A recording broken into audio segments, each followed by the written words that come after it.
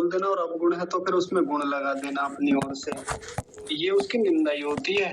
और इसके बारे में विस्तार से कल खूब सारे उदाहरण देके बातें हो गई थी। आपको चाहे तो आप इसको लिख लीजिएगा आराम से जब आपको अनुकूलता हो। तो इस परंपरा को आगे बढ़ाते हैं, जो स्वाध्याय की परंपरा है हमारी। अगली परिभाषा है 24वीं प्रार्थना। अपने पूर्ण पुरुषार्थ के उपरांत उत्तम कर्मों की सिद्धि के लिए, ये गलती हो गई मुझसे छोटी सी, पूरा देखने के बाद भी कुछ ना कुछ छूट ही जाता है। कमो हो गया, यहाँ कर्मों समझ लेंगे, कर्मों लिखा हुआ है, रे बना लेंगे ऐसे। उत्तम कर्मों की सिद्धि के लिए परमेश्वर व किसी सामर्थ्य वाले मनुष्य का सहाय लेने को प्रार्थना कहते हैं।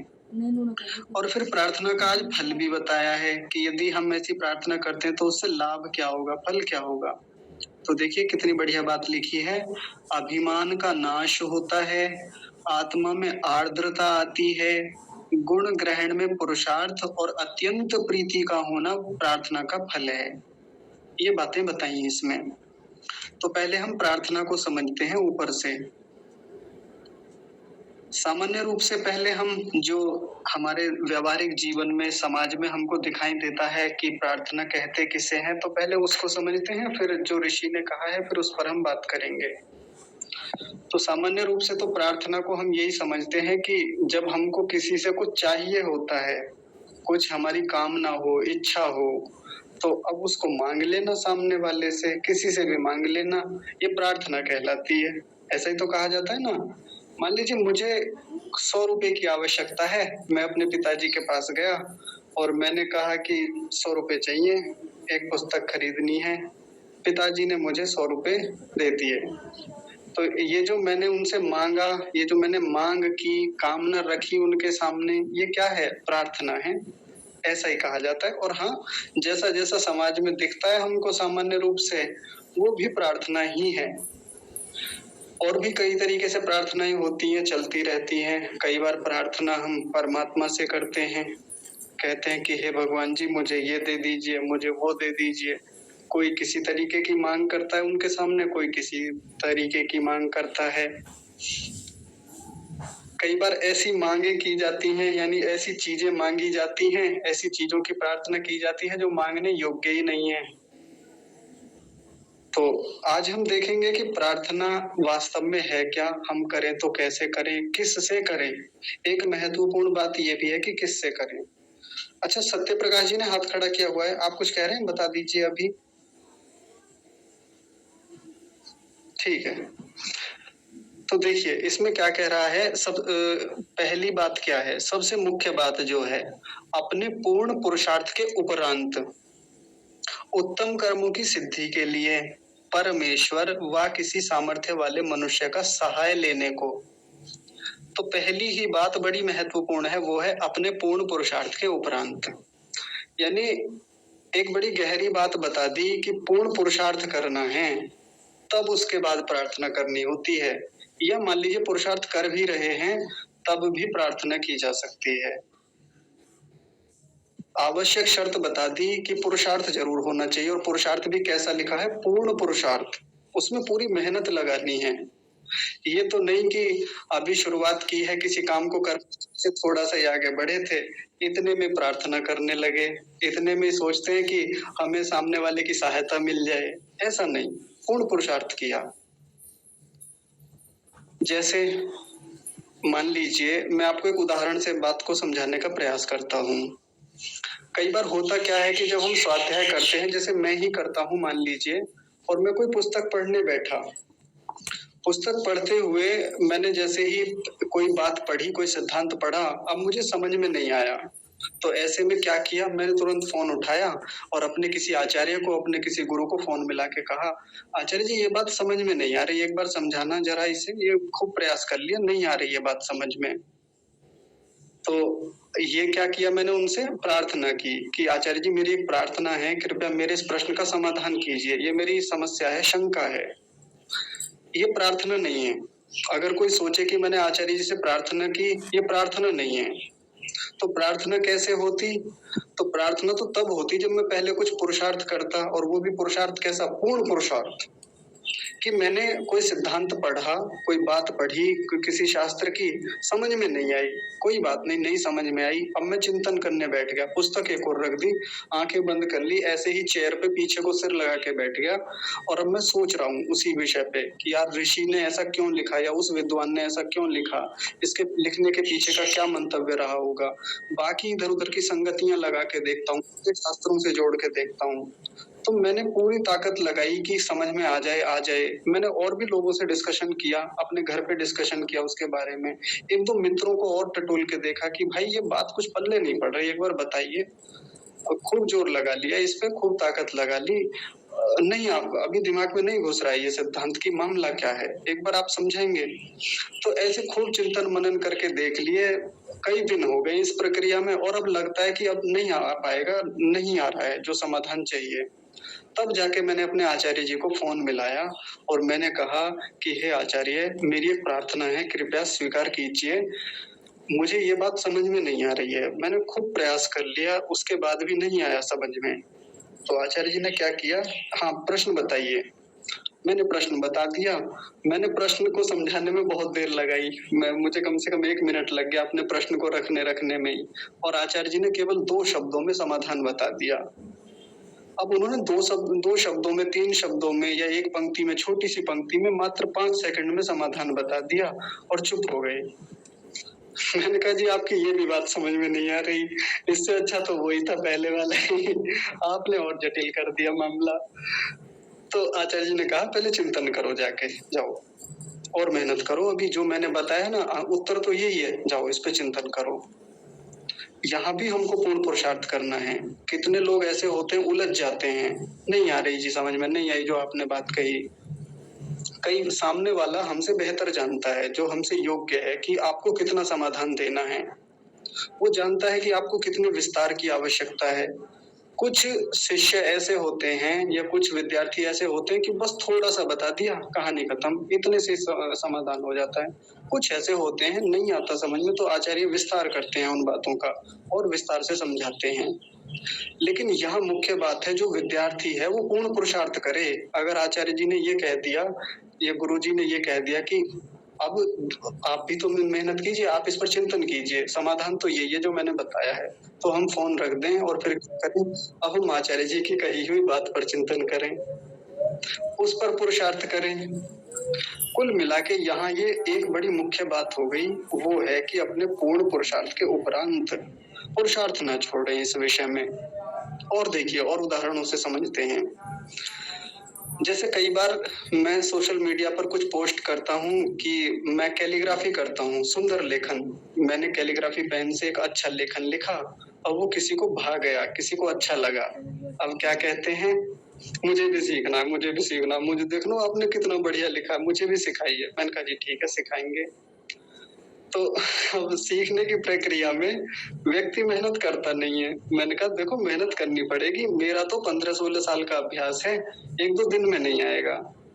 लेकिन सामने वाले को लगता है कि वो एकदम से आ जाए, 1 दिन में आ जाए। अब ऐसे में होता क्या है, थोड़ा-सा किया, छोड़ दिया, फिर से लेके आगे प्रार्थना करके आप ऐसे सिखाओ जैसा आप लिखते हो, आपके जैसा बन ही नहीं रहा है। मैंने कहा मेरे जैसा मेहनत भी तो नहीं कर रहे हैं आप। राइटिंग तो मेरे जैसी चाहिए आपको, लेकिन मेहनत मेरे जैसी कर नहीं रहे हैं आप। मैंने कहा मैंने बहुत समय लगाया है इस पे। मैं बैठता हूँ कई बार रात-रात भर, स्कूल में भी खाली पीरियड में होता था तो मैं लिखता रहता था। मैंने बॉल पेन से शुरू किया था कैलीग्राफी करना, फिर मैंने कैलीग्राफी पेन यूज़ किए, बाकी और कई तरीके थे जिनसे मैंने प्रयास किए। कहीं किसी विधिवत इंस्टीट्यूशन में जाके या किसी व्यक्ति से भी नहीं सीखा, या तो यूट्यूब से सीखा या ऐसे ही होर्डिंग लगे रहते हैं, दुकानों पे कोई बातें लिखी हुई हैं, जो वो लिखने की एक शैली है, तरीका है, उस कैलीग्राफी से सीखा है मैंने। मैंने कहा आप भी प्रयास कीजिए। तो जिसके भीतर सच में उसको सीखने की इच्छा है तो वो प्रार्थना लेके आता है और मेहनत भी करता है, और ऐसे कई लोग हैं जिन्होंने सीखा है। लेकिन उन जिन लोगों ने सीखा है उसको, राइटिंग को, एक सीधी-सी बात है कि उन्होंने मेहनत ज़रूर की है, पूर्ण पुरुषार्थ किया है। कुल मिलाकर निष्कर्ष के रूप में अगर यहाँ इतनी बात का निष्कर्ष निकालें तो अब तक गहरी बात ये है कि प्रार्थना जब हम करने जा रहे हैं किसी से, ये देख लें कि हमने मेहनत की है या नहीं की है। कहीं हम ऐसे ही तो उठ के नहीं चले गए मांगने के लिए किसी से। कोई भी बात हो सकती है, कोई भी चीज़ हो, जहाँ हम कमज़ोर पड़ रहे हैं, जहाँ हमको आवश्यकता है, भई हर किसी व्यक्ति को आवश्यकता होती है। इस संसार में ऐसा कोई व्यक्ति नहीं है जो किसी की सहायता ना लेता हो, प्रार्थना ना करता हो। प्रार्थना सबको करनी होती है और भले कोई कितना भी बड़ा व्यक्ति हो, कितना भी छोटे से छोटा हो, कितना असहाय हो, कितना संपन्न व्यक्ति हो, सहायता ज़रूर लेता है, प्रार्थना ज़रूर करता है किसी न किसी से।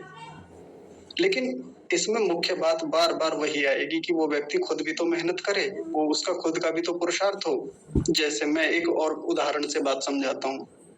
किसी को ये लग सकता है कि जो व्यक्ति संपन्न है, जिसके पास खूब अच्छी स्थितियाँ हैं, वो किसी से क्यों प्रार्थना करे? प्रार्थना तो ऐसे व्यक्ति को करनी पड़ेगी जो कमज़ोर हो। हाँ, ये बात अलग है कि कमज़ोर ही प्रार्थना ज़्यादा करते हैं, लेकिन देखिए कई बार कितने संपन्न लोग या बड़ी स्थितियों वाले लोग, ऊँचे लोग भी प्रार्थना करते हैं। कैसे? मान लीजिए कॉलोनी है और बहुत अच्छी वो सोसाइटी है उनकी, उसमें खूब संपन्न लोग रहते हैं। तो उसी में एक बड़े संपन्न लोग हैं, मतलब उनका करोड़ों का व्यवसाय है अपना और उस कॉलोनी में उनका एक बहुत अच्छा घर भी है। अब होता क्या है कि उन्होंने अपनी सुरक्षा के ज़्यादा इंतज़ामात किए हुए नहीं है घर में। तो चिंता रहती है अपनी सुरक्षा को लेके, अपने घर को लेके कि इतना बड़ा घर है, इसकी सुरक्षाएँ कैसे हों? तो घर के बाहर भी 2-3 गार्ड रखे हुए हैं, घर में भीतर भी गार्ड लगा रखे हैं, बाहर भी कॉलोनी में अपने कई गार्ड लगे हुए हैं और स्थान-स्थान पर भी उस कॉलोनी में लगे रहते हैं गार्ड। तो इस प्रकार की सुरक्षाएँ हैं। अब वो व्यक्ति अपनी सुरक्षा के लिए ज़्यादा मेहनत नहीं करता, यानी वो एक बड़ा प्रतिष्ठित व्यक्ति है, तो उसको क्या चाहिए? उसको अपनी सुरक्षा के लिए जो भी व्यक्तिगत प्रयास होने चाहिए, पहले उनके लिए मेहनत करे। वो यूँ ही ऐसे ही ना निकल जाए। अगर ऐसे ही निकलेगा कहीं भी घूमने के लिए तो उसकी सुरक्षा को खतरा तो होगा ही। अब ऐसे में वो खुद भी ऐसी गाड़ी में घूमे जो गाड़ी सुरक्षात्मक तरीकों से लैस है। ऐसी गाड़ी का खुद प्रयोग करे। अब वो करता नहीं है और केवल उन पे निर्भर रहता है, प्रार्थना करता रहता है कि भई देखो जो गार्ड साथ में लगा रखे हैं या जो सिक्योरिटी ऑफिसर्स हैं उनके साथ में रहता है, उनसे केवल प्रार्थना पे आश्रित है। खुद के लिए प्रयास है नहीं। तो उसको खुद भी प्रयास करना होता है, खुद भी उसको अपनी हेल्थ का भी ध्यान रखना है, बाकी भी सिक्योरिटी को भी चेक करना होता है, घर की भी बाकी सुरक्षाओं की स्थितियाँ उसको देखनी होती हैं। कुल मिलाकर बड़े से बड़ा व्यक्ति भी है, वो भी प्रार्थना करता है, लेकिन प्रार्थना कब मानी जाएगी? जब वो खुद भी उसके लिए पुरुषार्थ करे, मेहनत करे। एक बात हो गई। अब देखिए दूसरी एक और गहरी बात है उत्तम कर्मों की सिद्धि के लिए। दूसरी बात है इसी में प्रार्थना में। जब भी हम प्रार्थना किसी से करें, तो कैसी प्रार्थना करें? उत्तम कर्मों की सिद्धि के लिए। हम चाहते हैं कि अच्छे कामों के लिए हम प्रार्थना करें दूसरों से। ये बात क्यों लिखनी पड़ी ऋषि को? गहरी बात है ये वाली, ऐसे ही नहीं लिख दी कि कोई सोचे कि ऐसे लिख दिया होगा। क्योंकि कुछ लोग तो प्रार्थना और भी तरीकों से करते हैं, खूब देखे जाते हैं प्रार्थना करते हुए। जैसे मैं उदाहरण दे देता हूँ एक। मान लीजिए मेरा एक दोस्त बड़ा एक्सपर्ट है टेक्नोलॉजी में, बहुत एक्सपर्ट, बहुत बढ़िया व्यक्ति है वो। उसको कंप्यूटर की बहुत अच्छी नॉलेज है, सॉफ्टवेयर वगैरह की जानकारियाँ हैं या वो बहुत अच्छा हैकर है, हैकर समझ लीजिए। अब मैंने उससे कहा कि यार एक व्यक्ति है, मेरा उससे झगड़ा हो गया है, उसका जो बैंक अकाउंट है वो हैक करना है और उसमें से उसके जो लाखों रुपए उसमें हैं, वो किसी भी प्रकार से निकलवाने हैं। बताइए कुछ जुगाड़ है ऐसा? यार कर दे मेरी हेल्प, यार कर दे। मैं उससे प्रार्थना करने लगा कि बस उसका एक बार अकाउंट हैक हो जाए ना, उसका मैं अकाउंट खाली करवा दूंगा और उसको तब मजा आएगा, तब उसको सबक सीखने को मिलेगा, क्योंकि दुश्मनी निकालनी है, द्वेष है उससे। तो अपने दोस्त से मैं क्या कर रहा हूँ? प्रार्थना कर रहा हूँ, कामना कर रहा हूँ। ये कोई प्रार्थना है? नहीं। प्रार्थना क्यों नहीं है? क्योंकि उत्तम कार्य की सिद्धि ही नहीं है इसमें। मैं तो गलत काम करने के लिए प्रार्थना करने गया था। मैं चाहता हूँ कि मैं अपनी दुश्मनी निकालूं, मैं अपना लाभ देखूं, केवल अपना लाभ, जिसमें दूसरे की बड़ी हानि हो रही है। ऐसे में मैं किसी ऐसे व्यक्ति के पास गया जो मुझसे अधिक योग्य है, जिसके पास मुझसे अधिक स्थितियां हैं। मैंने खूब प्रयास भी किए। देखिए इसमें पहली बात भी लागू कर रहा है वो व्यक्ति अपने पूर्ण पुरुषार्थ के उपरांत। उसने खूब चेक किया, उसने खूब ऐसे सॉफ्टवेयर का यूज किया, खूब प्रयास किए कि मैं हैक कर लूं उसका अकाउंट, लेकिन नहीं हो पा रहा है। और वो पूर्ण पुरुषार्थ के उपरांत गया किसी के पास, अपने दोस्त के पास कि यार भाई तू ही कर दे, उसका अकाउंट हैक नहीं हो रहा है, कैसे उसके अकाउंट को खाली करूं? तो ये उत्तम कार्य की सिद्धि थोड़ी हो गई। पूर्ण पुरुषार्थ करना है, लेकिन दूसरी शर्त बता दी कि उत्तम कार्यों की सिद्धि के लिए प्रार्थना की जाती है हमेशा। और देखिए और उदाहरणों से समझते हैं। बचपन से होता क्या है कि सब लोगों को चोरी की थोड़ी बहुत आदत होती है। सब लोग कहीं न कहीं किसी न किसी एंगल पे चोरी करते ही हैं।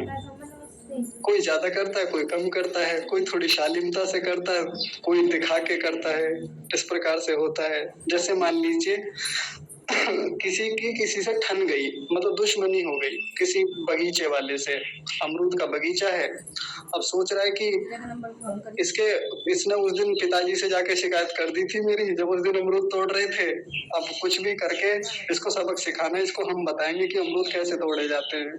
अब आपस में ठनी पड़ी है, तो अपने एक दोस्त के पास गए कि यार तू ही है भाई मेरा सबसे बढ़िया दोस्त, यार एक हेल्प करेगा मेरी? कहने लगे हाँ बताओ क्या हेल्प करनी है?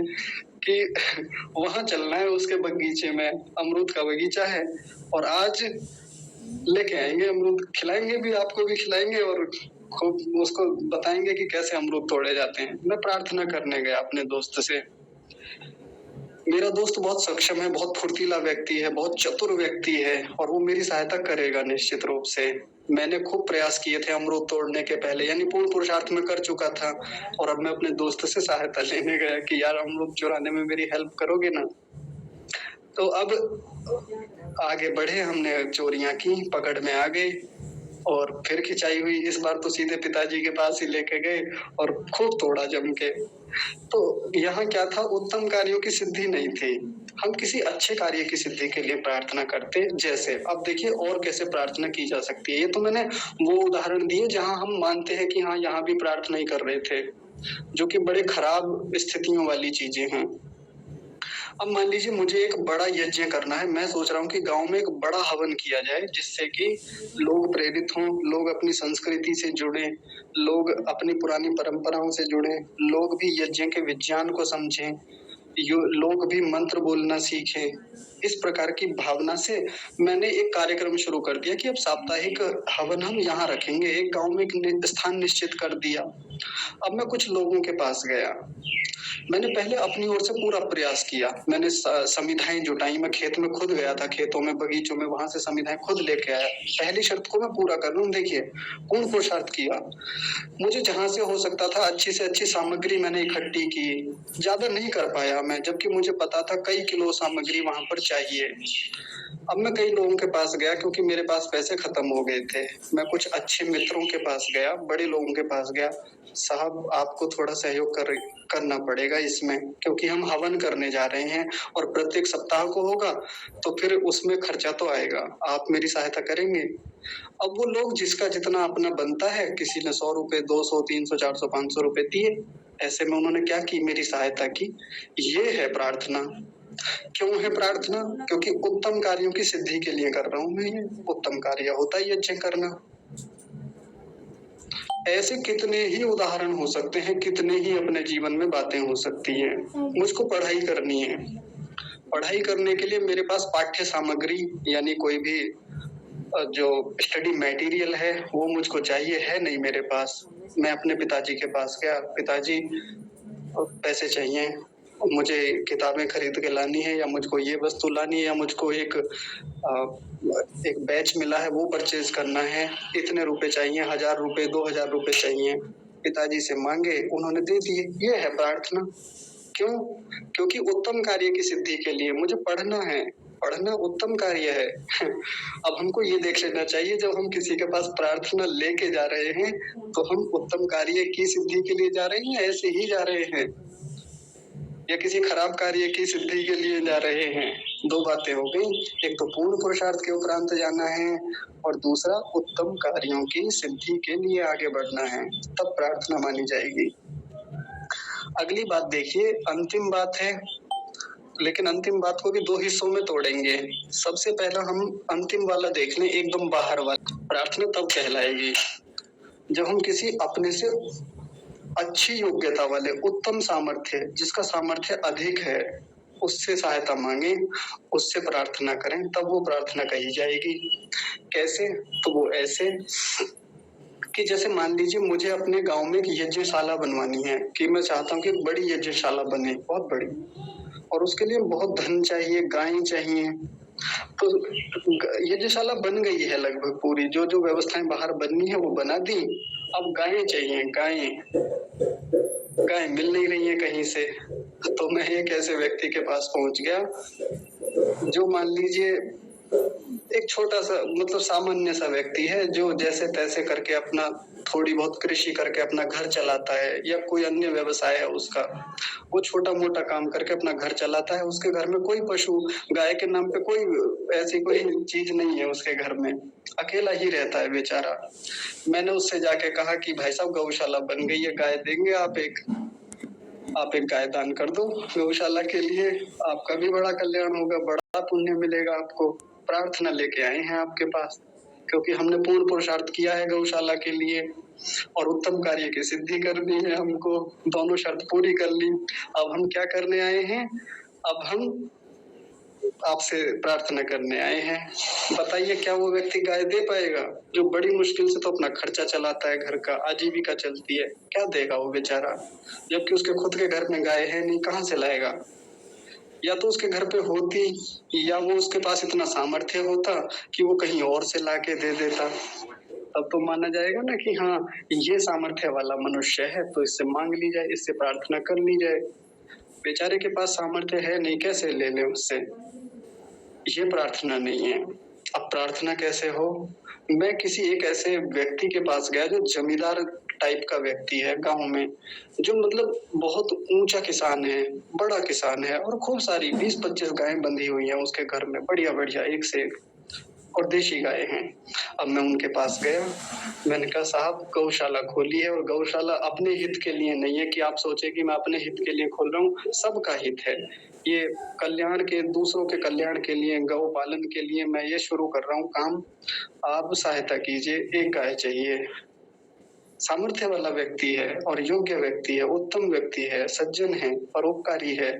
मैं गया माँगने के लिए, उन्होंने कहा जो चाहिए खोल के ले जाइए, जो भी चाहिए। उन्होंने ऐसा कह दिया। ये है प्रार्थना। वो व्यक्ति दे या ना दे वो बात बात की है, परिणाम पे नहीं जाना अभी उधर। लेकिन यहाँ से एक बात जो महत्वपूर्ण है वो ये है कि अपने से अधिक सामर्थ्य वाले व्यक्ति से ही प्रार्थना की जाती है। अब एक व्यक्ति है जो ठीक-ठाक है, सामान्य व्यक्ति है, कोई उतना कमज़ोर भी नहीं है और उतना पहलवान भी नहीं है। कहीं से जा रहा था, इतने में किसी 4-5 लोगों ने पकड़ लिया। गुंडे मवाली टाइप के लोग मिले रास्ते में, उन्होंने पकड़ के बिठा दिया। अब मारने लगे, पीटने लगे। अब वो प्रार्थना कर रहा है, ऐसे में चिल्ला रहा है कि कोई मेरी सहायता करो, हेल्प मी ऐसे करके जोर-जोर से बोल रहा है। उधर से एक छोटा-सा बालक जा रहा था, कोई 12-13 साल का, ऐसा समझ लीजिए। अब उससे उसकी तरफ को हाथ करके कह रहा है, मुँह उठा करके कह रहा है कि मेरी सहायता करो, मुझे बचा लो, मुझे बचा लो। और ये 5-6 लोग हैं, है ना? ये 5-6 लोग हैं जो इसको पीट रहे हैं, मार रहे हैं। खुद भी खूब बड़ा आदमी है, 30-35 साल का व्यक्ति है, और 12-13 साल के बच्चे से कह रहा है मेरी सहायता करो। सहायता करेगा वो बालक इनकी? नहीं करेगा। प्रयास करे भले ही, वो बच्चा मान लीजिए उठ के आ जाए, पत्थर फेंक के मारे, ये सहायता कोई सहायता थोड़ी हो जाएगी। तो प्रार्थना नहीं मानी जाएगी। प्रार्थना तो तब मानी जाए जब रास्ते में से मान लीजिए पुलिस की गाड़ी जा रही हो और वो हाथ दे दे कि साहब मुझे बचा लो, ये 5-6 लोग हैं। पुलिस वाले आए, अपनी रिवॉल्वर निकाली और दिखाया, बस वो भाग गए, हो गई सहायता। ऐसे होती है प्रार्थना।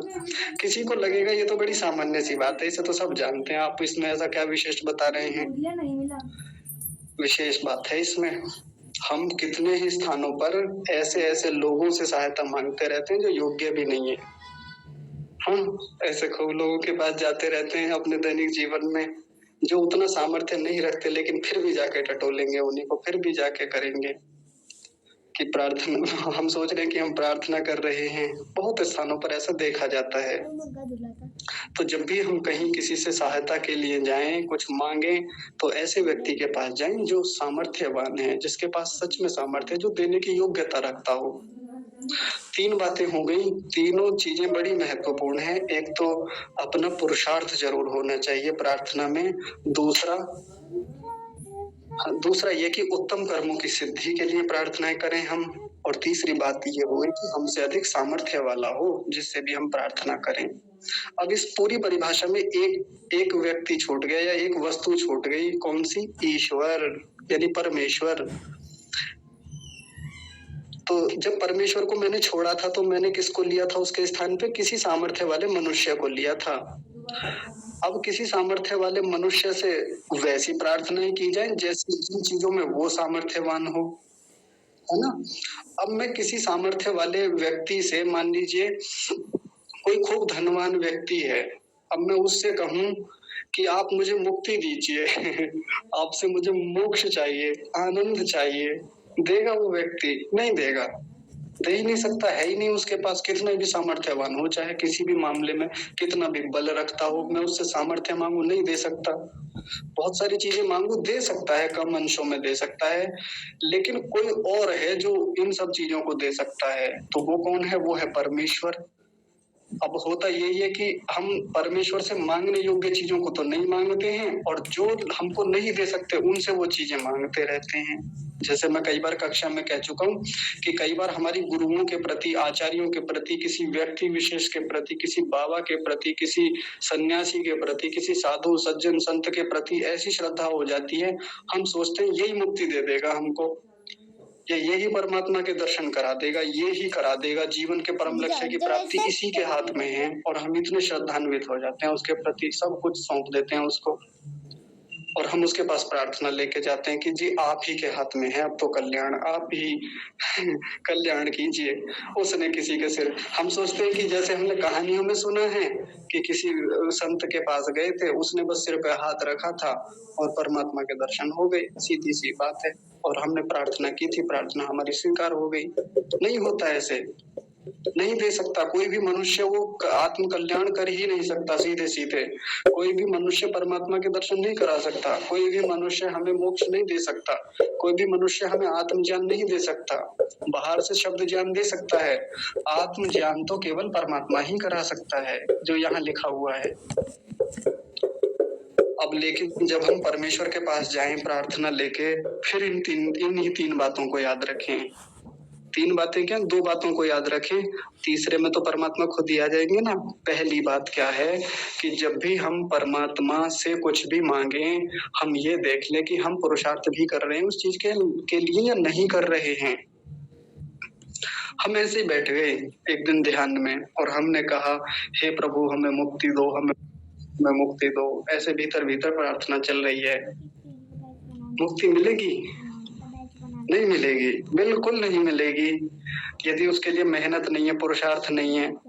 अब आप सोचेंगे तो पुरुषार्थ कौन सा है? ये पुरुषार्थ ही तो है जो हम प्रार्थना कर रहे हैं, ध्यान में बैठे हैं, इतनी देर से बैठे हैं, आसन लगा रखा है, प्राणायाम किया है, प्रत्याहार किया है, ये भी तो पुरुषार्थ है। हाँ, ये भी पुरुषार्थ है, लेकिन इसके अलावा और भी बहुत सारा पुरुषार्थ होता है उस मुक्ति के लिए, उस आत्म ज्ञान के लिए, या भीतर जिन जिन चीजों का प्रत्यक्ष होता है उनके लिए। तो वो क्या है? वो है स्वाध्याय करना, वो है अपने जीवन में और भी परोपकार के काम करना, खूब सारा चिंतन मनन करना, ढेर सारे और भी व्यवहार होते हैं जीवन के, उन सबको करते हुए तब ध्यान में बैठे, तब पुरुषार्थ किया, तब जाके परमात्मा हमको उस कार्य की सिद्धि कराता है। केवल हमारे मांगने मात्र से हमको परमात्मा नहीं देगा ये सब चीजें, यानी ना उसका हमको ज्ञान मिलेगा, ना उसका सामर्थ्य, उसका बल जो हमको शारीरिक बल देता है, मानसिक बल देता है, ना वो देगा, ना वो हमको इसके अलावा आत्म साक्षात्कार कराने वाला है, ना वो हमको स्वयं का साक्षात्कार कराने वाला है, और ना वो हमको मुक्ति प्राप्त कराने वाला है। हम अपने व्यावहारिक जीवन में मुक्ति के लिए प्रयास करते ही नहीं है सामान्य रूप से। कितने दुखों को जानबूझ के हम चिपकाए बैठे रहते हैं अपने आप से, पुरुषार्थ ही नहीं है उनको छोड़ने के लिए। क्या करें जी, करना पड़ता है, क्या करें जी, लगे रहना पड़ता है, हम छोड़ ही नहीं पाते। हम उन सामान्य चीजों से तो मुक्त हो नहीं पा रहे हैं जिनसे हमें छूटना बहुत आसान है, एक झटके में चाहे तो हम छोड़ दें चुटकी भर में। और हम बात करते हैं परमात्मा से जाके कि मुक्ति चाहिए, हमें मुक्ति चाहिए। तो जब पुरुषार्थ हमारा सामान्य दुखों से छूटने का नहीं है, ना हम उस ओर मेहनत कर रहे हैं उस दिशा में, तो बताइए जीवन का जो परम लक्ष्य है मुक्ति का, जो एक बहुत बड़ा सुख है, बहुत बड़े आनंद की बात है, वो कैसे मिलेगा? इसलिए जितना जितना पुरुषार्थ इस मुक्ति के लिए या परम कल्याण के लिए आवश्यक है, जो कि संसार का सबसे बड़ा सामर्थ्य मांगता है, सबसे बड़ा पुरुषार्थ मांगता है, करना पड़ेगा हमको। इतना आसान काम थोड़ी है। विचार कीजिए, इतना आसान काम थोड़ी है कि आधे घंटे की उपासना सुबह, आधे घंटे की उपासना शाम को, और कुछ दिन तक कर लें, 10, 20, 100, 50 सालों तक, तो एक ना एक दिन परमात्मा दिख ही जाएगा। कितने लोग करके चले जाते हैं, बताइए कहाँ लक्ष्य की प्राप्ति हो पाती है, कितना बढ़ पाते हैं, ये कितने अपने भीतर कितना क्या होता है, इंक्रीज देखते हैं, यानी वृद्धि देखते हैं। देखते हैं कोई? हाँ, थोड़ा बहुत परिवर्तन दिखता है कि हाँ भाई पहले इतना था, अब धीरे धीरे उपासना में मन लगने लगा है, हाँ थोड़ा सुकून आने लगा है, थोड़ी शांति, थोड़ी एकाग्रता आने लगी है, इतना। लेकिन कुछ विशेष उपलब्धियां या जिनके लिए उपासना की थी, ऐसा कुछ हो पाता है? किसी को ऐसी कुछ सिद्धि हो पाती है? नहीं हो पाती। इसका मतलब पुरुषार्थ में कमी है। बहुत गहरी बात है। तो प्रार्थनाएं तो हमने खूब की, परमात्मा से हर दिन करते हैं, हमारी बुद्धियों को सन्मार्ग में प्रेरित कीजिए, बहुत बढ़िया है। वो तो छोटी प्रार्थनाएं हैं, बुद्धियों को सन्मार्ग में प्रेरित करने वाली, या हम सही मार्ग पे चलें, हम सत्य बोलें, प्रभु ऐसी कृपा कीजिए, हे प्रभु हम अच्छे ही कर्म करें, ये प्रार्थनाएं हैं, बिल्कुल हैं, और हम उन पे काम भी करते हैं और उस मामले में सफल भी होते रहते हैं। ये प्रार्थना बहुत अच्छी है। लेकिन जब प्रार्थना बड़ी हो, जैसी जैसी प्रार्थना मैं अभी कह रहा था, तो उस प्रार्थना के लिए वैसा पुरुषार्थ भी तो दिखे जीवन में। हम जानते हैं कि हमारे जीवन का परम लक्ष्य तो मुक्ति ही है, और हम ये भी जानते हैं कि उसको केवल परमात्मा दे सकता है, यही सबसे बड़ा सामर्थ्यवान है जो हमको दे सकता है, और ये हम भी जानते हैं कि सबसे उत्तम कार्य की सिद्धि के लिए हम कर रहे हैं। लेकिन पहली शर्त हम पूरी नहीं कर पाते अपने पूर्ण पुरुषार्थ को लेके, कहीं चिपके हुए हैं, माने कहीं किसी के साथ राग में है, किसी के साथ किसी ऐसे संबंध में है जहां हमको हमारी ही खबर नहीं है, जहां हमको हमारे होने का ही बोध नहीं है, जहां हमको इसी बात की खबर नहीं है कि जीवन का कुछ और भी लक्ष्य है इसके अलावा, या किसी के साथ द्वेष में है, किसी के साथ बहुत गहरी आसक्ति में है। कोई भी संबंध हो सकता है, किसी वस्तु के साथ संबंध हो सकता है, किसी व्यक्ति विशेष के साथ संबंध हो सकता है। सोचिए, जब उससे नहीं छूट पा रहे हैं तो फिर परमात्मा से प्रार्थना करने का कोई लाभ नहीं है कि हमें दुखों से मुक्त कर दीजिए। मुक्ति क्या है? जिस मुक्ति को हम चाहते हैं, दुखों से छूट जाना ही मुक्ति है। तो ये भी तो दुख ही है जहां हम इस संसार में कई जगह चिपके हुए रहते हैं, चिपके हुए छोड़िए, जकड़े हुए रहते हैं, कई बार उस जकड़न से छूट ही नहीं पाते हैं। अवसर आते हैं सबके जीवन में।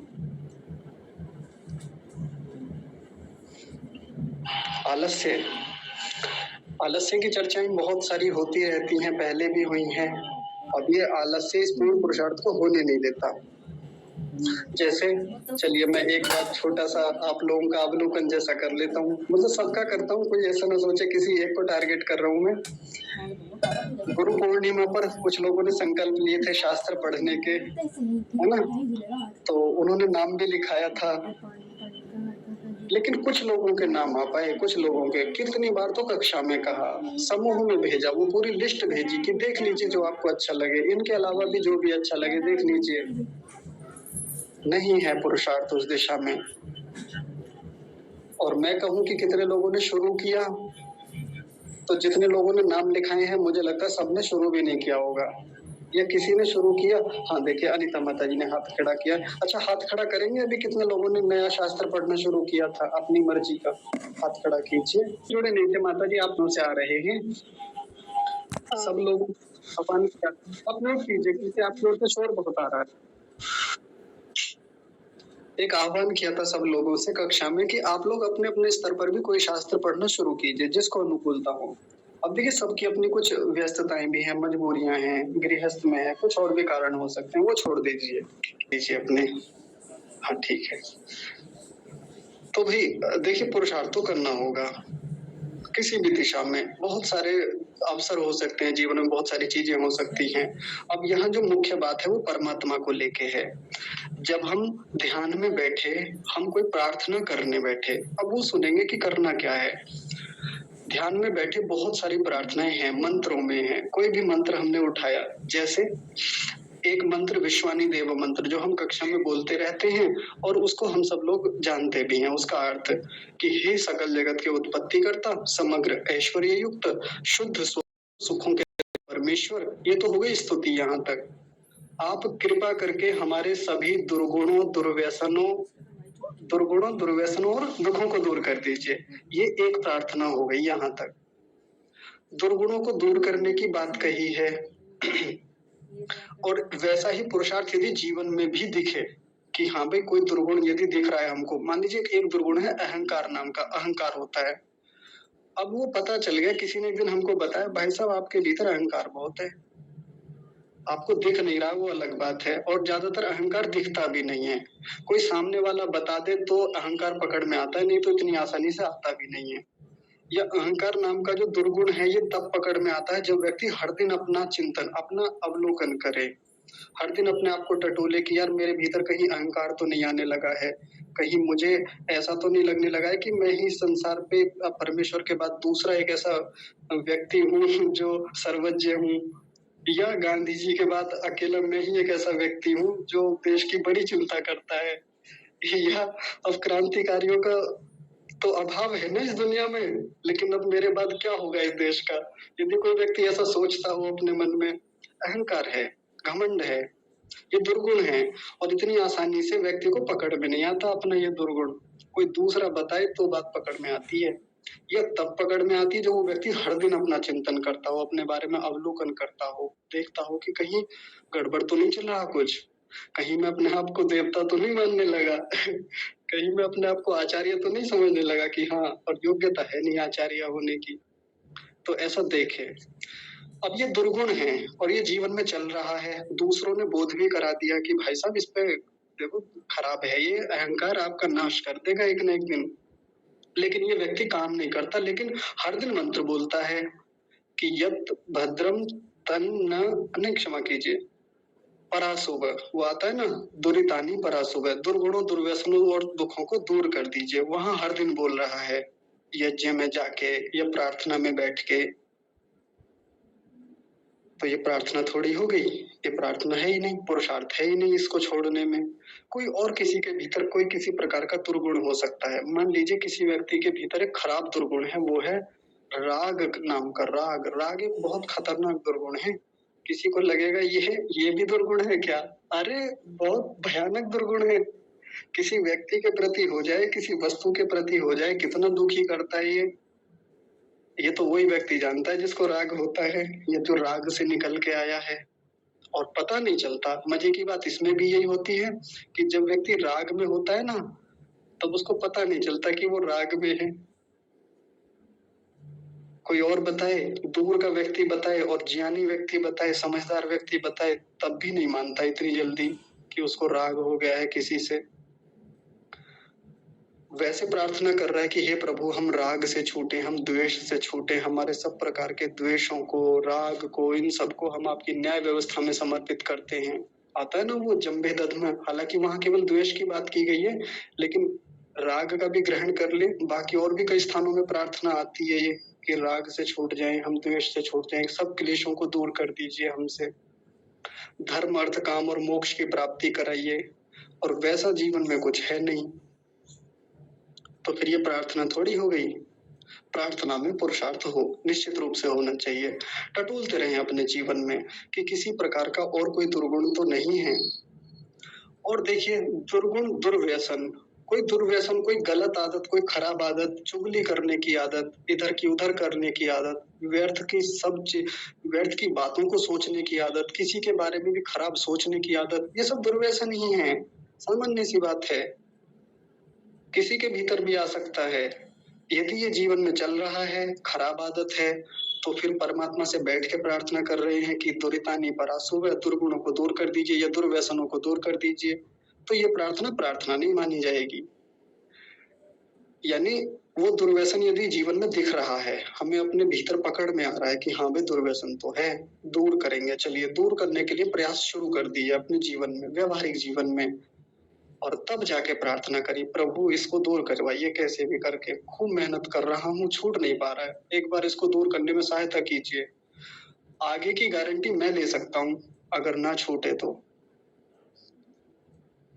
हाँ, क्योंकि मेरे जीवन के अपने व्यक्तिगत अनुभव हैं। ऐसा नहीं है कि मेरा ही अकेला ऐसा अनुभव है कि मैं विलक्षण व्यक्ति हूँ इस मामले में। आपके भी जीवन के होंगे, छोड़े होंगे आपने भी दुर्गुण, दुर्व्यसन। ईश्वर से प्रार्थना करके, अपनी भी मेहनत करके, उत्तम कार्यों की सिद्धि के लिए। तो जैसे आपके अपने अनुभव हैं पुराने, पिछले, छोटे हैं चाहे बड़े हैं, उन्हीं को आधार बनाएँ, उन्हीं को बार-बार याद करें।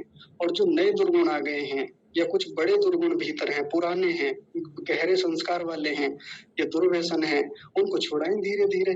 व्यावहारिक जीवन में पुरुषार्थ करें और परमेश्वर से खूब प्रार्थना करें। निश्चित सहायता मिलती है, निश्चित वो सहायता करता है। वो बैठा इस काम के लिए है। वो सच में इसी काम के लिए बैठा है। वो हलवाई नहीं है परमात्मा कि उसको अपनी दुकान चलानी है या उसको अपनी मिठाइयाँ बनानी है, बेचनी है, कुछ है ही नहीं ऐसा मामला। सीधी बात है, वो बैठा ही इस काम के लिए, सहायता करने के लिए, तो फिर क्यों ना ली जाए सहायता उससे। उसी प्रार्थना में एक बात और आती है, दुर्गुणों, दुर्व्यसनों और दुखों को दूर कीजिए। एक अगली प्रार्थना की कि हमारे दुखों को दूर कीजिए। एक व्यक्ति बिना बात के दुख लिए बैठा है अपने जीवन में, बिना बात के है, मतलब है नहीं कुछ भी, कोई बात नहीं है, लेकिन कहीं की भी बात उठा लेगा और आंखें भर आती हैं बिना बात के ही। कोई बात नहीं, कोई किस्सा नहीं, खूब मिल जाएंगे कदम कदम पर। हाँ, नहीं भी कोई बात है, सही बातें चल रही हैं, अच्छी बातें चल रही हैं, ठीक-ठाक व्यवहार चल रहा है, पुरानी बातें उठा लेगा बिना बात के ही, जिनका अब कोई मूल्य नहीं है, पुरानी स्मृतियाँ हैं। खराब अनुभव था कोई पहले का, कभी चोट लगी थी, कभी कोई भीतर से दिल दुखा था, उसको उठाएगा, दुःख को फिर से लेके आएगा, फिर संस्कार बनाएगा, फिर वृत्ति बनाएगा, फिर दुखी होगा। आज चुप हो जाएगा लेकिन वो संस्कार फिर रुलाएँगे इसे बाद में, खुद उठाता है। इस दुःख को तो दूर करने का प्रयास करता नहीं है जीवन में, और परमात्मा से प्रार्थना क्या करता है, ईश्वर स्तुति प्रार्थना उपासना में बैठ के, दुखों को दूर कर दीजिए। कोई व्यक्ति बैठा पास में आके, ऐसा मैं खूब देखता हूँ। जैसे मैं एक व्यक्ति का उदाहरण देता हूँ, नाम नहीं ले सकता। तो जब उनके पास जाते हैं, मतलब हमारे परिवार में ही है, और जब उनके पास कभी भी जाके बैठो, कभी भी, तो मेरे तो शरीर में यहाँ दर्द है, यहाँ पीड़ा है, ये होता रहता है, क्या करूँ? मैं ही सबसे परेशान हूँ, कितना दवाई खा ली, हर दिन दवाई चलती रहती है मेरी, ये होता रहता है। उनके पास बैठ के आप सकारात्मक बात कर ही नहीं सकते। आप उनके पास बैठ के कोई अच्छी चर्चा कर ही नहीं सकते, क्योंकि उनके पास अपने 1000 दुःख हैं। आप 2 घंटे बैठ जाइए, 3 घंटे बैठ जाइए, आपका पूरा चाटेंगे दिमाग भी और समय भी। क्यों? है नहीं दुःख उतना। चाहे तो केवल थोड़े से पुरुषार्थ से, थोड़ी सोच बदल के उन दुखों को दूर किया जा सकता है, क्योंकि अपनी मानसिकता पर काम करके बहुत सारे दुखों को हम दूर कर सकते हैं। सामान्य सी बात है, साइकोलॉजी की बात है। कितने ऐसे दुख होते हैं, भले शारीरिक भी हैं, हम थोड़ी-सी अपनी मानसिकता बदल लें, थोड़ा-सा व्यवहार बदल लें, उसी से ठीक हो जाएँगे। दवाई की ज़रूरत ही नहीं है, लेकिन नहीं, दुखों को पालूँगा, पालूँगी। क्यों? क्योंकि ये बताने में बड़ा सुकून मिलता है कि मैं तो देखो कितनी दुखी हूँ, फिर भी इतना काम करती रहती हूँ, फिर भी परिवार को लेके चल रही हूँ। या देखो मेरी तो पूरे दिन भर की ऐसे गोलियाँ चलती हैं खाने के लिए, जैसे खाने की जगह तो गोलियाँ ही चल रही हैं। ये बताने में भी तो उस व्यक्ति को थोड़ा-सा ये मिलता है ना कि सहानुभूति मिल जाए सामने वाले की, सिम्पैथी मिल जाए। सिम्पैथी की भूख जो होती है ना, व्यक्ति को और गधा बनाती रहती है, और दुखी बनाती है उसको। सच कह रहा हूँ, मेरे जीवन का भी एक बहुत लंबा पीरियड ऐसा रहा, जब मैं सिम्पैथी के लिए अपने उन बातों को हमेशा गाता रहता था कि यार, ये नहीं मिला जीवन में, ये नहीं हुआ, या ये समस्या है वर्तमान में, ऐसी स्थितियाँ हैं।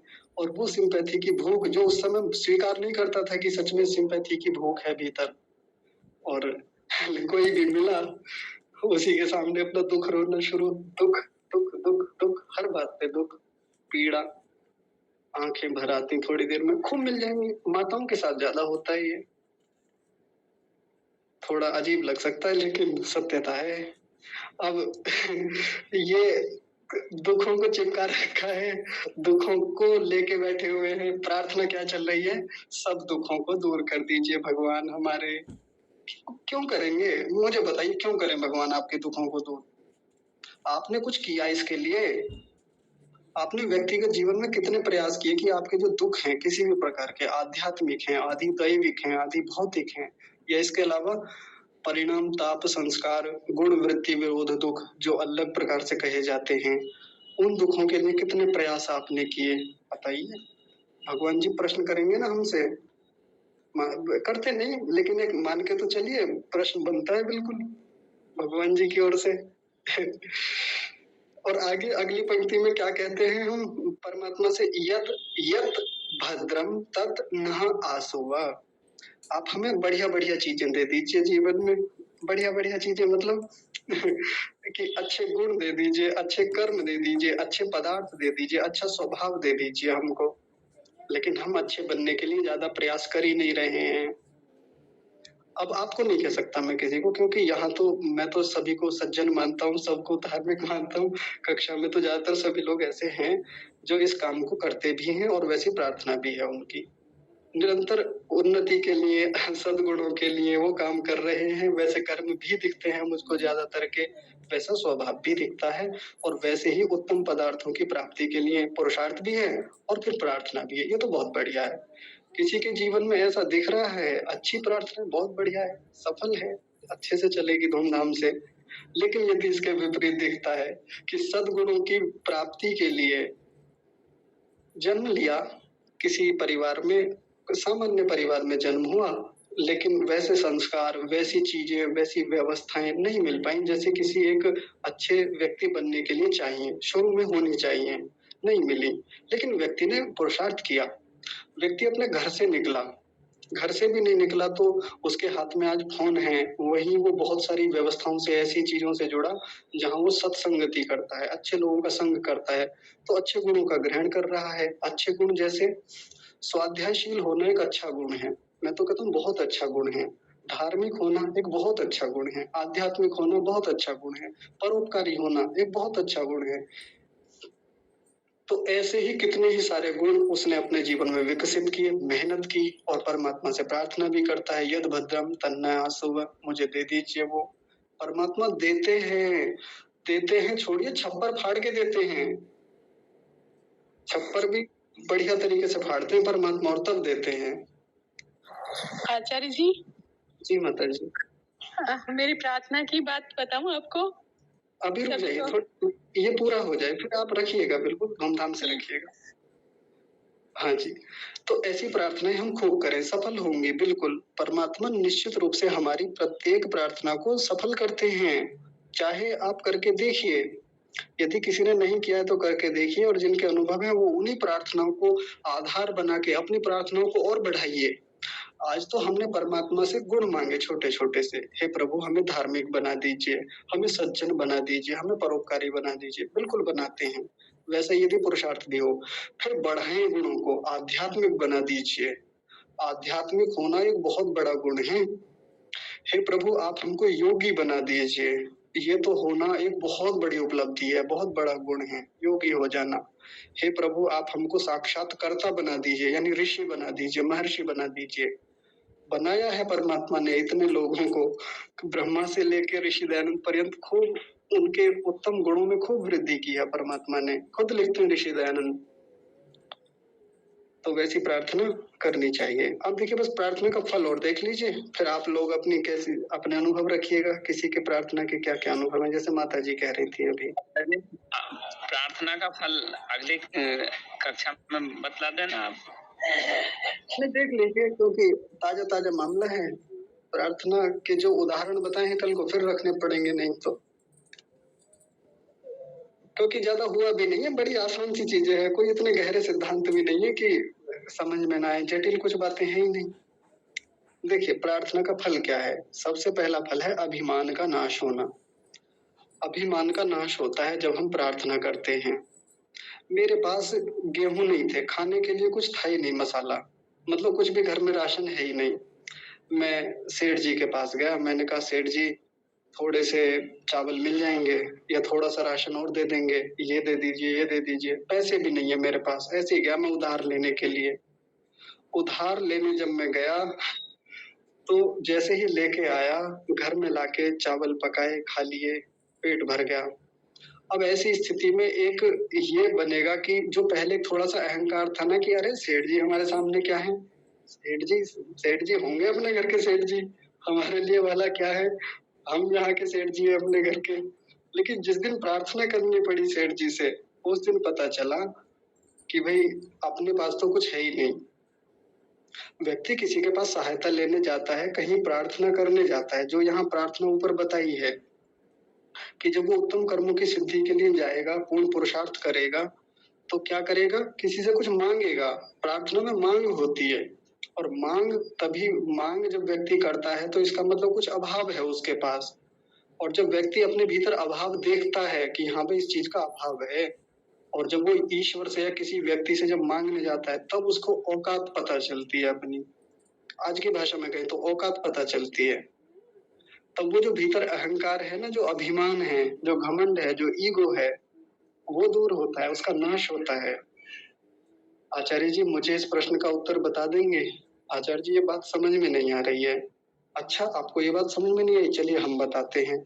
और यही बात यदि 10-20 लोगों के सामने पूछे कोई, जैसे मान लीजिए हमारी कक्षा में कोई एक व्यक्ति है, मान लीजिए सागर भाई है, सागर भाई को आधार बना के कहते हैं। सागर भाई ने मुझसे कहा कि भैया एक प्रश्न है, आप इसका उत्तर बताएंगे? और वो 25-30 लोगों के सामने उन्होंने प्रश्न पूछा कि ये समझ में नहीं आ रहा है, बहुत प्रयास कर लिया, आत्मा का स्वरूप समझाइए। खूब समझने का प्रयास कर लिया लेकिन समझ में नहीं आ रहा है। मैंने समझा दिया यहाँ पे बढ़िया से विस्तार से। अब इन 25-30 लोगों के सामने सागर भाई कभी डींगे नहीं हाँक सकते कि मुझसे कुछ भी पूछ लो। आत्मा के बारे में तो मैं सर्वज्ञ हूँ, मैं तो आत्मदृष्टा हूँ, मैं तो आत्म साक्षात्कार करता हूँ। इस प्रकार की वो बातें नहीं कर सकते जो उनको अहंकारी बनाए। क्यों? क्योंकि सबके सामने की बात है या मेरे सामने की भी बात है कि आत्मा के बारे में अभी केवल थोड़ी सी बातें पता है, वो भी जो मैंने बताई हैं आपको। क्यों? क्योंकि उस दिन आपने प्रार्थना की थी मुझसे। ये एक उदाहरण के रूप में समझा रहा हूँ, कोई सागर भाई के बारे में ऐसी धारणा मत बनाइएगा। मतलब उनके भीतर अहंकार नहीं है, ये मैं एक उदाहरण ही दे रहा हूँ बस मात्र। तो जब हम किसी से प्रार्थना करते हैं तब पता चलता है कि यार जीवन में तो बड़ा अभाव है। जिस चीज को लेके हम फूले नहीं समाते थे, पपीते के पेड़ पर या कभी चने के झाड़ पर हम खूब चढ़े रहते थे ऊपर। आज पता चला कि ज्यादा ऊंचे पे नहीं थे, चने का झाड़ कोई ज्यादा ऊंचा होता नहीं है, लेकिन हम सोचते थे कि आसमान में हम ही सबसे ऊपर हैं। लेकिन जिस दिन किसी से प्रार्थना करनी पड़ गई, उस दिन पता चलता है कि चने का झाड़ भूमि से केवल 1 फुट या आधा फुट ही ऊंचा होता है, ज्यादा ऊंचा होता भी नहीं है। तो अहंकार का या अभिमान का नाश ऐसे होता है प्रार्थना करने से। अगला देखिए आत्मा में आर्द्रता। आर्द्रता को ऐसे समझेंगे नम्रता से। नम्रता होती है ना, विनम्रता। आत्मा में, अंतःकरण में, भीतर आर्द्रता आती है, विनम्रता आती है, नम्रता आती है। प्रार्थना करने वाला व्यक्ति झुकता है, झुकना सीखता है। क्योंकि प्रार्थना अकड़ के नहीं की जाती, ये तो आप जानते होंगे। प्रार्थना कभी भी ऐसे नहीं होती, ओए यावे सुनते नहीं हो क्या? हमें 1000 रुपए चाहिए तो चाहिए अभी। पिताजी से ऐसे जाके कोई बोलता है कभी? ये गुरुजी से जाके बोलता है कि हाँ जी मास्टर जी, प्रश्न का उत्तर चाहिए अभी फटाफट 2 मिनट में। ऐसे नहीं होती प्रार्थना, सब जानते हैं। और जब व्यक्ति प्रार्थना करता है तो सबसे पहले वाणी में विनम्रता आती है, वाणी में ठहराव आता है, वाणी में झुकता है व्यक्ति, शरीर से झुकता है, भीतर से झुकता है। क्योंकि झुकेगा नहीं तो प्रार्थना पूरी नहीं हो पाएगी। और वैसे ही जब परमात्मा के पास सहायता लेने जाता है, तो वहां भी उसके अहंकार का नाश होता है। लेकिन साथ में एक जो बढ़िया चीज हो जाती है, बढ़िया लाभ होता है, वो है आत्मा में आर्द्रता आती है। क्योंकि वहां असली औकात का पता तो परमात्मा के सामने जाके लगता है। यहाँ तो सामान्य लोग हैं, हमसे कोई मान लीजिए मेरी अपनी संपत्ति मान लीजिए 1 लाख रुपए है, मेरे सामने खूब मिल जाएंगे 2 लाख, 10 लाख वाले, 1 करोड़ वाले, 1 अरब वाले, ज्यादा बड़े नहीं मिलेंगे इससे और ऊपर। कोई बहुत ऊँची स्थितियों वाले नहीं मिलेंगे। लेकिन जब मैं उपासना में गया, मैंने सोचा कि मेरे पास इतना ज्ञान है, इतना, एक क्वांटिटी ले लीजिए, इतना ज्ञान है। लेकिन वहाँ जाके देखा परमात्मा के पास पता चला अनंत ज्ञान है जिसकी कोई सीमा ही नहीं है। मैं सोचता था कि मैं बहुत पहलवान व्यक्ति हूँ, मैं अपनी सोसाइटी में, मैं इसमें मोहल्ले में, अपने गाँव में मेरे जितना बड़ा कोई पहलवान नहीं है, मेरे जितना किसी का ताकत नहीं है, सामर्थ्य नहीं है, ऐश्वर्य नहीं है। जब उपासना में पहुँचा तो वहाँ एक महान ऐश्वर्यशाली बैठा हुआ है हमारे सामने, जिसकी सामर्थ्य का, जिसके ऐश्वर्य का कोई और छोर ही नहीं है, अंत ही नहीं है। झुकता है व्यक्ति फिर परमात्मा के सामने। तब समझ में आता है कि अपना कुछ है ही नहीं। बताइए क्या है? ले दे के बहुत न्यून सा है जिसकी कोई वैल्यू ही नहीं है इस संसार में। हम अकड़ने को अकड़ते रहे, कहने को कहते रहे। इतने बड़े ब्रह्मांड में, जो इतना बड़ा ब्रह्मांड है, ऐसे कितने ही ब्रह्मांड हो सकते हैं। ऐसी कितनी आकाश गंगाएं हैं जिसमें हम रहते हैं, असंख्य आकाश गंगाएं हैं। इस आकाश गंगा के भीतर जो कितने ही सौर मंडल है, उनमें से एक सौर मंडल में जो हमारी एक पृथ्वी, एक ग्रह है, उस ग्रह के भीतर भी जो इतने सारे देश हैं, 200 से ज्यादा देश हैं, उनमें से भी एक देश भारत की 145 करोड़ की जनसंख्या जो है, उसमें से एक मैं होमो सैपियंस हूँ। तो बताइए क्यों व्यक्ति फिर इस चीज के लिए अभिमान करे, क्यों व्यक्ति उछला कूदा फिरे, क्यों व्यक्ति अकड़ में रहे, या क्यों व्यक्ति अहंकार में रहे? ये आता ही नहीं है अहंकार जब परमात्मा के इतने बड़े सामर्थ्य को, इतने बड़े साम्राज्य को देखता है। बाहर तो उछलता रहता है कि मैं इस गांव का प्रधान हूँ, या मैं इस शहर का मेयर हूँ, मैं इस क्षेत्र का जो है सांसद हूँ, विधायक हूँ, या मैं यहाँ का सीएम हूँ, पीएम हूँ, या जो भी हूँ। बाहर से भले ही कितना हो ले, लेकिन जब भीतर की दुनिया में जाता है तब पता चलता है कि इस संसार का सबसे बड़ा जो स्वामी है, राजा है, वो बहुत बड़े सामर्थ्य वाला है। तो आत्मा में आर्द्रता आती है, झुकाव आता है। एक चीज और देखेंगे, यदि किसी व्यक्ति की आत्मा में आर्द्रता नहीं दिख रही है, यानी उस व्यक्ति में विनम्रता, नम्रता न वाणी में दिखती, न व्यवहार में दिखती, तो सीधी सी बात है उस व्यक्ति को प्रार्थना करने के तरीके ही नहीं पता अभी, या वो व्यक्ति अहंकारी है। निश्चित रूप से पता चल जाएगा कि आत्मा में आर्द्रता नहीं है, तो फिर ये अभिमानी, घमंडी जरूर है। किसी भी मामले में हो सकता है, अपने बल को लेके हो, अपने ज्ञान को लेके हो, अपने संपत्ति को लेके हो, अपने ऐश्वर्य को लेके हो, अपने रूप को लेके हो। अपने रूप को लेके भी तो बहुत सारे लोग अहंकार में रहते हैं। तो पता चलता है जब एक समय आता है कि ये आयु अब ढलने लगी है, अब शरीर की जो वो त्वचा थी जिसको रंगने में, पुताई करने में बहुत समय लगाया, कई घंटे दिन भर के लगाए, हजारों लाखों घंटे तैयार हो गए, अब तक पूरे ऐड करके देखे, पूरे जीवन भर के लाखों घंटे इसी में व्यर्थ कर दिए शरीर की त्वचा को चमकाने में। आज पता चला 60+ में आके ये तो कुछ बचा ही नहीं इसमें, त्वचा में इतना चमका के लाए थे। तो सीधी बात है, जिसको लेके इतना घमंड था, जिसको लेके हम ये कह देते थे, दूसरों को नीचा समझते थे और अपने आप को सोचते थे कि हमारे बराबर भला कौन सुंदर है, ऐसे आत्मा में आर्द्रता नहीं आती।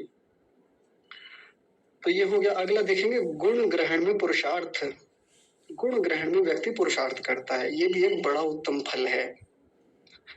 आप सोचेंगे ऐसा कैसे, प्रार्थना करने से गुण ग्रहण में पुरुषार्थ कैसे करेगा? तो ऊपर बताया तो था, अपने पूर्ण पुरुषार्थ को जब वो करना चाहता है प्रार्थना के लिए, तो अब जब वो ये देखेगा, मान लीजिए मेरे पास जब वो अनाज का अभाव था, मेरे पास कुछ भी खाने के लिए घर में ना पैसे हैं, ना अनाज है, ना कोई राशन है, कोई वस्तु नहीं है। लेकिन मैं जब सेठ जी के पास गया और मैंने प्रार्थना की कि साहब मुझे भी दीजिए, तो अब मुझे एक बात तो महसूस होती है कि यार जीवन में अभाव बहुत है, जीवन में मांगना पड़ता है बार बार। अब कब तक जाके सेठ जी से मांगू, कब तक जाकर पड़ोसियों से मांगता रहूं अनाज, या कब तक ये चीज मांगता रहूं, कब तक इन चीजों के लिए हाथ फैलाता रहूं? या खुद भी मेहनत करनी है, खुद भी मुझको चीजें अर्जित करनी है। तो वो व्यक्ति अर्जन करना सीखता है, अर्जित करता है। और यहाँ गुण के अर्जन से मतलब केवल वैसे गुण नहीं जो अंदर गुण होते हैं, सत्यता नाम का गुण है, अहिंसा नाम का गुण है, सदाचार नाम का गुण है, या बाकी जो है, ये सब चीजें जो उसको एक उत्तम व्यक्ति बनाती हैं, ये इसी गुण की बात की जा रही है जो उसको सामर्थ्यशाली बनाते हैं। तो फिर व्यक्ति उसके लिए मेहनत करता है, बार-बार कहाँ तक हाथ फैलाए, बार-बार कहाँ तक जा के प्रार्थनाएँ करे। गुण ग्रहण में पुरुषार्थ करता है वो। हर बार तो छोटी-छोटी चीज़ों के लिए दूसरों के सामने हाथ नहीं फैलाएगा ना। वो फिर ताकत लगाता है कि कैसे वाणी में मिठास आए, ये भी एक अच्छा गुण है। अब तक नहीं थी वो स्थितियाँ, दूसरों से व्यवहार सीखने जाता है, प्रार्थना करता है कि मुझे भी ये सीखना है, मुझे भी ये सिखा दीजिए, मुझे भी ये शास्त्र सिखा दीजिए। अब शास्त्र सीखा है, चीज़ें आ गई हैं, तो उनको सीखने में भी पुरुषार्थ लगाता है। प्रार्थना का ये एक बड़ा उत्तम फल है। सच में व्यक्ति उधर पुरुषार्थ करता है, गुणी बनता है वो व्यक्ति। प्रार्थना जो सच्चे अर्थों में करता है, वो व्यक्ति गुणवान मिलेगा, उत्तम-उत्तम गुणों से युक्त मिलेगा। ये उसकी पहचान है, ये उसका लक्षण है। इससे जान लेना चाहिए। आगे देखिए, एक सबसे अंत में बात आई, अत्यंत प्रीति का होना प्रार्थना का फल है। अत्यंत प्रीति का होना। जैसे हमने स्तुति के फल में भी पढ़ा था ना कि जिस पदार्थ की हम स्तुति करते हैं, उस पदार्थ में हमारी प्रीति हो जाती है। तो वहाँ तो सामान्य वहाँ प्रीति में कोई और विशेषण नहीं लगाया था, केवल प्रीति की बात की थी। लेकिन यहाँ एक विशेषण लगाया, अत्यंत प्रीति का होना प्रार्थना का फल है। इसको कैसे समझे जी? तो ऐसे समझें कि जब व्यक्ति किसी से मांगेगा, किसी से प्रार्थना करेगा, तो द्वेष तो बिल्कुल नहीं करेगा, इतनी बात तो सुनिश्चित है। जैसे मैं एक उदाहरण से बताता हूँ। जब दो दोस्त आपस में होते हैं, तो कोई किसी मामले में, कोई किसी मामले में बड़ा सामर्थ्यवान दोस्त होता है। हमारी दोस्ती उससे होती है जो किसी मामले में हमसे बहुत आगे है। अब ऐसे में दोस्ती हो गई, खूब एक दूसरे से प्रार्थनाएं चलती रहती, यार मेरा ये काम करा दे, यार मेरा वो करा दे, चल तेरा ये मैं कर देता हूँ, तू मेरा ये करा देना, करा दे यार, करा दे। ऐसे करके चलता रहता है। आपस में एक दूसरे की सहायता करते रहते, प्रार्थनाएं करते रहते हैं एक दूसरे से। और ज्यादातर मिसालें इसी चीज की दी जाती हैं कि देखो कितना प्रेम है दोनों में, कितने घनिष्ठ दोस्त हैं आपस में, कितनी प्रीति है, कितना प्रेम है दोनों में। होता ही है, प्रीति तो होती है। द्वेष नहीं कर सकता ऐसे में व्यक्ति, कम से कम दुश्मनी करके प्रार्थनाएं थोड़ी होती हैं। प्रार्थना वही होगी जहाँ प्रीति होगी, या जहाँ प्रीति होगी वहाँ जहाँ प्रार्थना होगी वहाँ प्रीति तो होनी स्वाभाविक है, होती चली जाएगी। और अत्यंत प्रीति होती है उससे। कहीं भी देख लीजिए, हम अपनी माँ से, हम अपने पिताजी से, हम अपने बड़े भाई से, बड़ी बहन से जीवन भर प्रार्थना करते ही रहते हैं किसी ना किसी चीज के लिए। भैया ये दिला दीजिए, भैया ये चाहिए, भैया ये चाहिए। और जब हम एकांत में जाके सोचते हैं, हम देखते हैं कि यार भैया के पास उतने पैसे थे नहीं जितने मैंने मांग लिए, लेकिन फिर भी उन्होंने ला के दिए। भैया बहुत बढ़िया है हमारे, भैया बहुत अच्छे व्यक्ति हैं। सच में प्रीति बढ़ती है भाई के प्रति, बड़े के प्रति, आचार्य के प्रति। आचार्य जी के पास हम जाते हैं प्रार्थना लेके, पूरी मेहनत लगाई थी। विचार कीजिए, पूरा चिंतन किया, पूरा मनन किया कि कैसे इस प्रश्न का उत्तर मिल जाए, नहीं मिल रहा था। जब पूरी ताकत लगा ली, कुछ बचा ही नहीं, पूर्ण पुरुषार्थ कर लिया। अब आचार्य के पास गए समाधान लेने के लिए, समाधान कर दिया उन्होंने हमारी बात का। प्रीति बढ़ेगी कि नहीं बढ़ेगी? बिल्कुल बढ़ेगी, क्योंकि हमारी एक बहुत बड़ी चिंता का उन्होंने समाधान किया है, चिंता दूर की है उन्होंने, हमारी शंका का समाधान किया है। बहुत प्रीति बढ़ती है, आप अप्लाई करके देख लीजिए कहीं भी। और छोटी मोटी प्रीति नहीं होती ये वाली। जब प्रार्थना ऐसी की है जैसी प्रार्थना ऊपर बताई गई है, बहुत प्रीति होती है उसके प्रति। चाहे वो कोई व्यक्ति हो सकता है, चाहे परमात्मा हो।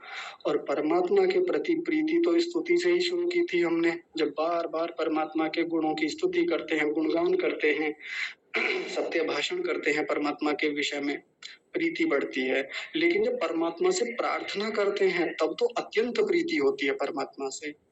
क्यों? क्योंकि पता चलता है भाई ये चीजें कहीं और नहीं मिलने वाली, ये कहीं और मिलेगा ही नहीं जो परमात्मा हमें देगा। स्वाभाविक रूप से जुड़ाव, लगाव बढ़ता जाता है, बढ़ता जाता है। तो छोटे मोटे फल नहीं है, बहुत बड़े बड़े फल हैं। लेकिन इन फलों की प्राप्ति के लिए पहले प्रार्थना का सही स्वरूप हमको आना चाहिए, और फिर प्रार्थना करना आना चाहिए। ठीक है जी, मेरी ओर से बात पूरी होती है। प्रार्थना क्या है और प्रार्थना का फल क्या है। अब आप लोगों को यदि कोई बात समझ में ना आई हो, अपना कोई अनुभव हो, या कोई और मेरी बात में कोई विरोध दिख रहा हो, कोई पुरानी किसी बात से अंतर विरोध दिखता हो, तो आप दर्ज करा सकते हैं। जी, बताइए।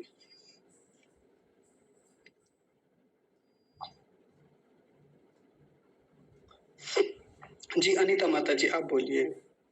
हाँ, आचार्य जी, प्रार्थना की जो बात कर रहे थे ना आप, तो वो मैं जो मांसाहार का प्रयोग नहीं करती थी, मेरे ससुराल वाले सभी मांसाहारी थे। जी। तो मेरे बड़े भाई ने ये बोल के कहा था कि वो मांस नहीं खाती, उसको मांसाहार का प्रयोग कराने में उसको मत बोलना, नहीं तो वो कुछ भी कर लेगी। तो ये शर्त पे मेरी शादी कर दी, लेकिन देखा तो पूरे घर वाले मांसाहारी।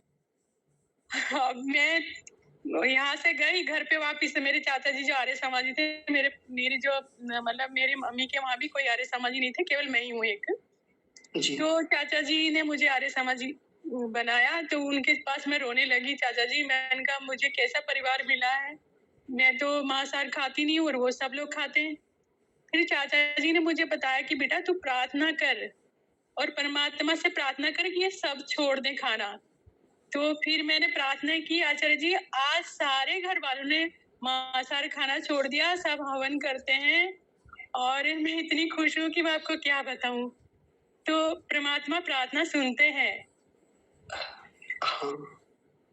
तो सारे घर वाले अभी हवन करते हैं, मेरी ननद हवन करती है, मेरी सास भी हवन में बैठती। मेरी सास तो मुझे कहती थी, मैं मना करती थी, माता जी खाओ मत, ये अच्छी बात नहीं है। मैं समझाती थी कब्रिस्तान बना रहे हो इसको, ये बना रहे हो। तो बोलती तेरे बाप के पास पैसे नहीं थे, तो मांस बहुत कीमती होता है, बहुत कीमत लगती है, तब खरीदा जाता है, इसलिए तेरे बाप ने बना के नहीं खिलाया तुझे। अच्छा। मुझे ऐसा उल्टा हो रहे और बोलती थी कुएं में कूद जाएंगे, लेकिन हम मांस खाना नहीं छोड़ेंगे। लेकिन मुझे विश्वास था कि मैं प्रार्थना करती थी ईश्वर से कि प्रभु ये इनको सद्बुद्धि दे कि ये इनका सब ये छूट जाए। और आज सब लोगों ने छोड़ दिया और सब हवन करते हैं, संध्या करते हैं, बैठते हैं भगवान की भक्ति में। मुझे बहुत सुकून मिलता है शरीर। जी, बहुत सुंदर, बहुत सुंदर शोभनम।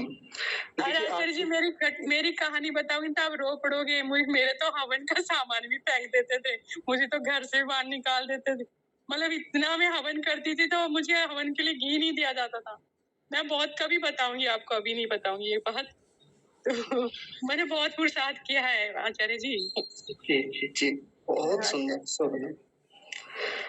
तो देखिए, आज हमें एक उदाहरण मिल गया, जब हम किसी के सामने उदाहरण रख सकते हैं अब आगे को। हालांकि मेरे पास और भी थे पहले ऐसे उदाहरण, बिल्कुल ऐसे ही, लेकिन ये तो और भी व्यापक है, बहुत बड़े परिवर्तन को लाने वाला है। आप परिवार में किसी एक व्यक्ति का मांस नहीं छुड़वा सकते, ऐसी स्थिति होती है मांसाहारियों की। और माताजी ने जो परिवर्तन किया है प्रार्थना के बल पे, बहुत अद्भुत परिवर्तन है। मैं तो सच में बहुत बड़ी बात मानता हूँ इस चीज को। तो प्रार्थना को समझा है माताजी ने, सच्चे अर्थों में प्रार्थना की है, और उसका फल जो यहाँ ये सब चीजें बताई गई, ये सब उनको मिला। तो बहुत सारा धन्यवाद आपके लिए, बहुत सारा साधुवाद कि आपने ऐसा किया। हाँ जी बेटे जी, बहुत बड़ा एग्जाम्पल है बेटे ये तो अनीता जी का। हाँ जी, बिल्कुल कमाल का जी, अचरज। धन्यवाद अनीता जी, आपको बहुत बहुत शुभकामनाएं। हाँ। प्रणाम माता जी। आप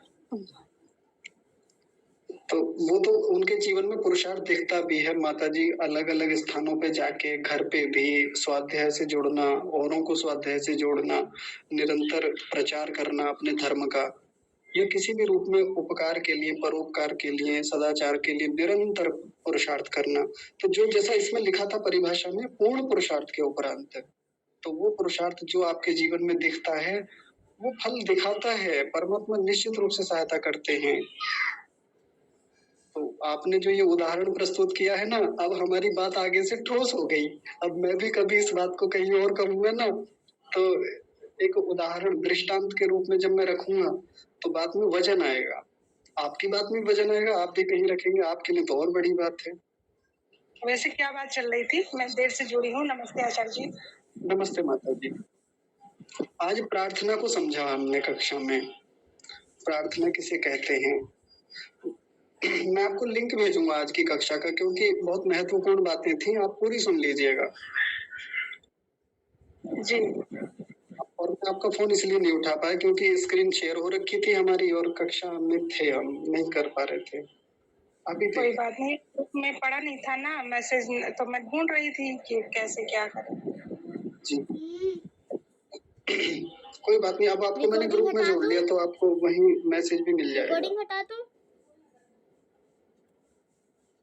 ठीक है, तो फिर आज की